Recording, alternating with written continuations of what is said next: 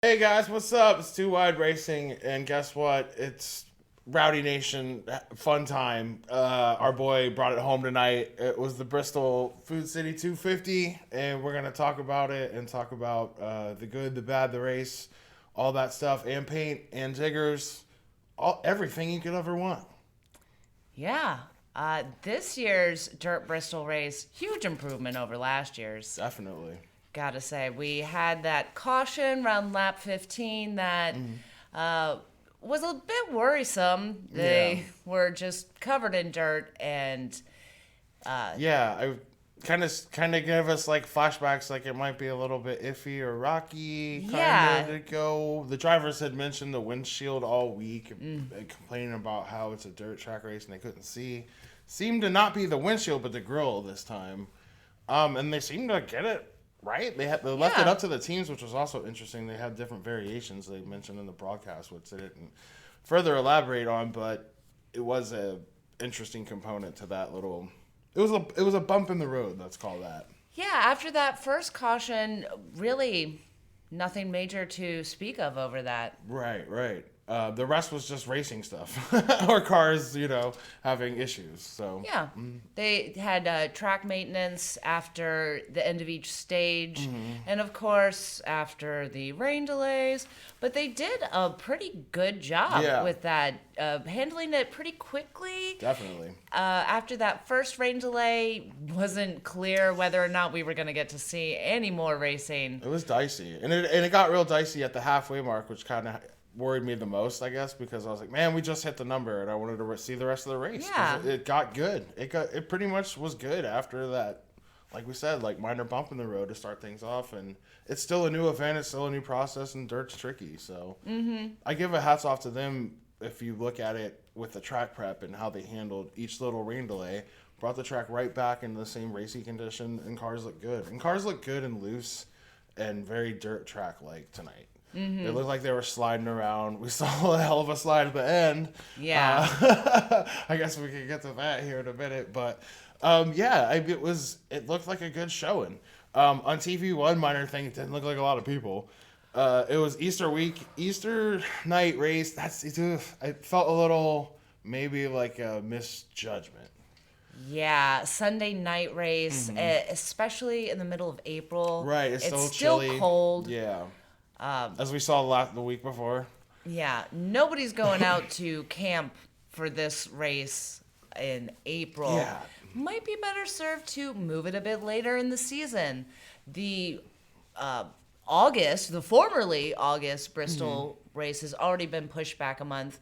Right. This race would greatly benefit from being pushed to late May or even June. It's been an issue with Bristol for a very long time, and I don't understand why people don't talk about it a little bit more, that it's just so early in the year. The best part about the big Bristol race, the night race, is not that it's just the night, but it's also summer and warm, and I'm going there and drinking beers and spend the whole weekend camping out and watching all three series. Yeah, not like 45 degrees overnight and I'm shivering in my sleeping bag. But the stands were just embarrassingly empty. Yeah, Bristol could stand to maybe lose seats. It got out of hand. There's like 160,000 plus. It's not going to happen again, probably ever. And that's okay, but it does look a little bad on a night like that. But I feel like if you move it, if maybe even possibly move all the short track segment little pocket further into the warmer weather, maybe just a hair. I think it might would benefit all these races. But I do like the way they are stacked up right now. Yeah, especially if we're going to keep the spring Bristol race a dirt race. I think it's pretty easy to expect rain in April. Yeah, for sure. Might be better later, more of a summer race. Yeah, not a bad idea at all. I think it would benefit everything. I think the two Bristol races should have a long time ago been moved a lot closer together. But yeah, I think overall it was still a good dirt race. I think a lot of people were coming in pessimistic after the last one. It seemed like a lot of the chatter was what if this, what if that, but it put on a good show. It did, and some of the most critical drivers performed the best today. That's right. Including Rowdy. Kyle Busch, baby. Had some very harsh things to say about the dirt Bristol race. Yeah, that's true. and ended up winning. That's true. Larson was also very negative about it, ended up fourth. Right. So yeah, I think, and those guys have the skill set to make a good show on those tracks. Now, to be fair, Rowdy did kind of walk into the win, I guess, if you want to call it that. We'll take him over here, especially when it's a nice even number. Win. It's a nice even number, like 60. Yeah, 60th Cup win, his right. 9th Bristol win. Right, which is getting on the heels of Darrell Waltrip, who was in the booth today, oddly enough, which was cool. I enjoyed seeing DW in it. He's just an ace at that. He's a smooth operator, and he just knows what he's doing. I wouldn't mind seeing him more, but I guess he's probably, just done enough races by now, maybe. But yeah, it's cool to see Kyle set another record. He's also won in every season for 18 years, tying Richard Petty. Yeah. The kid is the kid, not the kid anymore. Shrub, the Candyman, Rowdy. We're just gonna stick with Rowdy. It's great to see him hit these numbers because I always knew he was something really special, and I'd go a generational driver. I'd have to say, just in dominance. You even can just keep it to Cup now. You don't even need those extra insane numbers in the other two series, which are just staggering by themselves now. But you don't even need them because the Cup wins are there, 2-time champion. Yeah. So we got a lucky win tonight, but we'll take it here in Rowdy Nation. It had been a little dry for a minute, and felt good to get one at Bristol. I wanted the Bristol win as a Rowdy Busch fan because he is so good at Bristol. To see him win on the dirt version of Bristol just only feels right. It's a little, like I said, it's a little slight lackluster on it, but we'll take it. Yeah. Was very disappointed to see Reddick suffer his terrible curse yet again. Yeah. Looked like he was going to win that. I was a little disappointed with that last rain delay when there was just about 30 laps left. Right. If that had been the end of the race, Reddick would have won it. It looked like he had it, for sure. And it would have been his very first win. Would be nice to have it be a true win and not a rain-shortened one. Right. But, of course, Chase Briscoe came in and just ruined that whole plan. Yeah, it was it felt borderline on the line of like, man, that was a little extra. Yeah. He came in real extra hard, but it's dirt racing. He went for it. He went up and to apologize how sincere or anything that was. I mean, it seemed all right. But nevertheless, he did take the kid out, and that would have been a huge win for that kid. RCR has been dry. No wins since 2020. Yeah. With Austin Dillon taking home a win. So they really need it. We all know this kid's going to win. He's definitely going to hit coming into the championship just chase, the for last sure. 2 years, he's come so close, and something always happens. There's a hard luck case always something that deprives him of that win. And RCR had a great night tonight. Yeah, they looked awesome. There for a while, they were running 1-2. Right. And then Dillon had the mechanical issues, and he was out. And his car just kind of died. Like I forget exactly what the issue was. Yeah, I'm not sure what took him out. Seemed almost like electronic or something. But just hard luck. But Reddick did have an amazing recovery from Briscoe's shenanigans. Managed to finish second still, and almost still won that race. His recovery spin was one of the most impressive things I've seen in the heat of battle at Bristol. It was out of a movie. He did one perfect spin and then kept going, and Rowdy just had the momentum just enough to kind of dust him right there at the end. But yeah, you almost felt bad for Reddick for this one a little bit. If that's the other part, I guess, is because I'm not like a RCR fan or anything, but I want to see that guy win because it feels like he's due. If anybody's due for a win, there's a lot of people, I guess, but he comes to mind for sure, especially this season. Yeah. The one silver lining is Briscoe did pay the price, and he ended up finishing 22nd. Yeah, which is hilarious. When he should have had a solid second place finish and threw it all away. Right. So he got a little instant karma delivered to him. So that seems apropos. Yeah. We also saw Larson do pretty well. Everybody, like we said, thought, coming in he might take it home. He's a threat on dirt. He's a dirt monster on a sprint car. But he won the first stage, so that's a curse. You get a curse, and you're never going to win the race if you win the first stage. That's apparently it. Yeah. but still performing very well tonight. Hasn't done great this season. Right. But put in a very solid performance. Ended up in 4th place, like we said. Yeah. So still a good day for Kyle Larson. Mm-hmm. For sure. One losing streak that did continue was Kevin Harvick, suffering some bad luck. Yeah. He's another long streak. The numbers getting higher. Yeah, also not since 2020. Had such a shocking season in 2020 with 9 wins, only to be shut out last year and not looking good this year. Yeah, I'm not sure what the deal is with Harvick because he's another one where it feels like a fall off a little bit. Which I'm not sure. Maybe it's just getting up there in age. Maybe it's like yes. Turned enough laps. I don't know. He's still a threat, though. He still lingers. He's top 10, top 15, but he's just not putting up the wins. Yeah. It's weird when you see like a great driver like that go on a slump, like you said, after a banner year. You know how many drivers would like to run 9 races in a season? That is rarefied air. So to see him just shortly after, kind of completely fall off. Yeah, it's wild. It just almost doesn't make any sense. The race had a lot of drama. Well, not too much drama, I guess, but it just good racing. Good racing. And unfortunately, we had those rain delays, but if not for that, it would have been a nice, tight race. The actual length of the race. 2.5 hours? At 250 laps, which, I'm a fan of that. That worked out very well for this race. I think that's a plus, and I think we should probably do this again. I'm a fan of it. I think this year proved a lot of the talking to be false, and it put on a great show. Mm-hmm. It felt like it was kind of a make or break after the more or less disaster last year. NASCAR more or less immediately committed to doing it again. Right. I feel like if it had blown up in their faces 2 years in a row, it would have been time to call it quits. But I would call this a success. I certainly enjoyed watching it. It's nice to see something different. So, let's do it again next year. Yeah, I say let's make it 3. 3rd time's a charm. It could be even better. Move the thing back. Saturday night race. Has to be a night race. Yes. If Bristol even...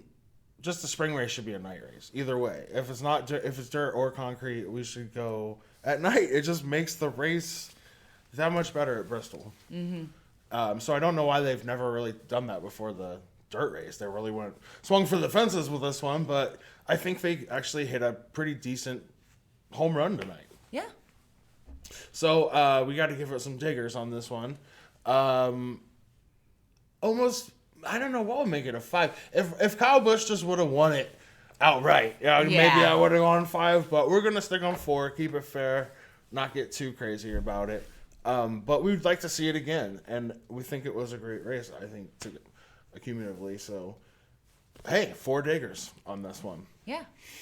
So after diggers, we got to do our weekly paint rundown, and there were a couple new ones this week. There were some classics, some old ones, but we try to keep it fresh and give the newer paint the upper hand. So take it away. What do we got this week? Yeah, focusing on the new paint schemes, the hands down best paint from a mile away, Bubba Wallace in that beautiful Columbia car.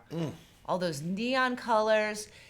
Amazing. I really hope he runs this car more often. Yeah, that was a love at first sight paint scheme. It was super 90s vibes. It looked like an old Trapper Keeper or like a spiral notebook you had in middle school back in the day. Like, it looked wild. And he also had the fire suit to match, which was also, on top of that, all embroidered, which some of them have like those weak iron-on things that aren't real patches. His was full-on, beautiful colors. Absolutely won the race on paint. Did not win very well on the track, but, we're going to give it to him for paint on this one. It was a shame because there for a minute he was doing all right, but ended up in 28th. Right. It was also a random sponsor, too, Columbia Sportswear. Yeah. Which I've never seen in NASCAR before, but Hey, they brought the heat with the paint. So Yeah. come on over. Maybe, like I said during the race, maybe he should have saved that for Talladega next week, because that is a winning paint scheme. We might get him win number 2. You never know. Yeah. Anyway, coming up number 2, we've got Dillon in the 42. That beautiful Gain car. Yeah. The neon green and orange together. Yeah. Looks fantastic. Awesome. We had Petty Motorsports. They are the only teams that seem to do anything special for the Bristol race. Thematically or anything, yeah. Both of their cars opting for detergent. 42 was great. Not quite as good, but still a good paint scheme. His teammate following up right behind that, Jones in the 43, did the Tide car, which had, I feel, more potential. Super classic. The Gain's a new thing. The Tide is classic, but it had all the white on the back. Yeah. Once again, the overuse of white kind of like when they had made it number 3, not number 2. Yeah, those great colors, and then just like the whole back half of it was solid white. And right. It was a little bit of a letdown. So Gain was definitely took the edge. Superior car. It was bright and it stood out and it felt vibrant. I think that's a good word for it. It looked like a race car. Yeah. And following up right behind that, in a shocking Hendrick good paint scheme, Chase Elliott in one of his off sponsors, Kelly Blue Book. I think they only do one race a year, maybe 2. But it looked great. It was a nice light blue, something different, not the same old Napa car that we see every week. Yeah, Hendrick's either up or down with us, and we're either bagging on them or loving them because their random offshoot ones are so good. Make me a better number 5 Larson car, just in general. I hate that car. It's so boring. Not to go on a tirade, but you know how I feel about Hendrick here.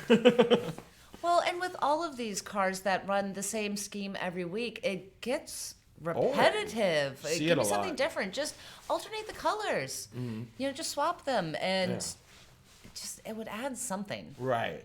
It adds some excitement to the race and something new to look at. There's a lot to be said for that. But it's nice to see Chase Elliott in a good paint scheme, and he performed pretty good today. Finishing up in 8th, so solid day. Yeah. Still, him and Larson are kind of seem like a little bit lagging on the other 2. I don't know. It's weird. Yeah. Interesting year over there a little bit to start. Not sure what's cooking over there. Well, I think Byron's doing the best because he's had the best paint so far. If Larson and Elliott could just get better paint schemes, they might perform a little bit better. Yeah, that's true. And we got one more. Yeah. Speaking of good performers, we got to give credit to Kyle Busch's newest paint scheme. The Crunchy Cookie M&M. Another light blue. So we did have 2 light blue cars this week, but generally speaking, it's not an often used color. Right. So fire suit was on point as well. Yeah. Looked awesome. We haven't been able to find those M&Ms anywhere. I don't know that those M&Ms exist, not in Ohio anyways. We've actually been looking for them since this paint scheme debuted 3 weeks ago, I think, and have yet to find them in any store. Absolutely. So unfortunately, but we didn't want to put it on at first, but he won the race. So yeah, have some M&Ms if you can find them. If you can tell us how they are, write in the comments how like they taste. Another great paint scheme this week that was actually a repeat was Daniel Suarez back in that beautiful Tootsie's car. Yeah, you love that Tootsie's car. I do. It's something very different. That lavender that you never see that. It's a unique color for a race car. It does not your normal choice. Yeah, it's a nice reminder that besides different colors, there are different shades of colors. Dang. You don't have to use the same blue on every car over and over again. Yeah, that's a great point. The little lilac, lavender, Tootsie's honky tonk. Yeah, I love that it's a honky tonk. That's fun and like feels old school. I like that vibe. Yeah. So happy to see that we saw it once before at Daytona. So Oh, right. glad that's going to be a repeat scheme for him. Yeah, honorable mention for sure. Mm-hmm. Well, we got to send somebody off to the clinker, and we got to come down hard on somebody. I hate to kick a man when he's down, but Keselowski, what's going on? Woof. All year long, RFK's had some of the strongest paint schemes. And then this week, Solomon Plumbin letting us down.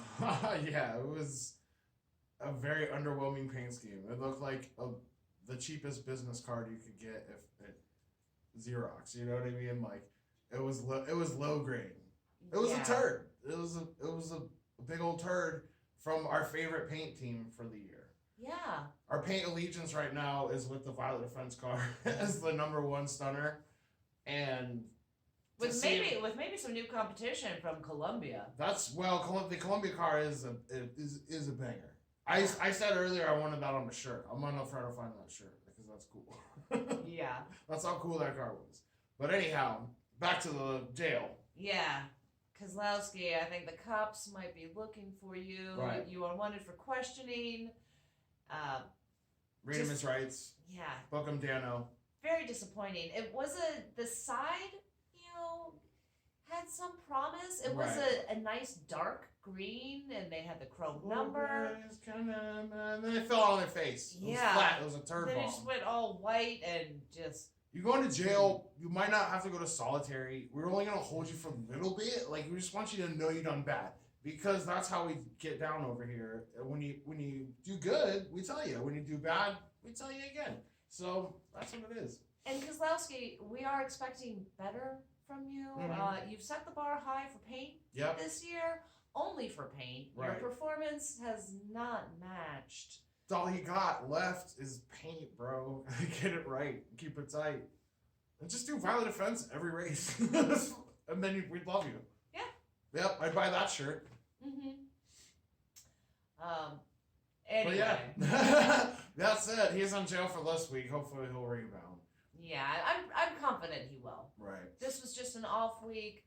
I doubt Solomon Plumbing is going to that might do too many races. Yeah. That So might just be a random. and hopefully that's a one and done for that scheme. We can forgive you. We just have to let you know you done screwed up.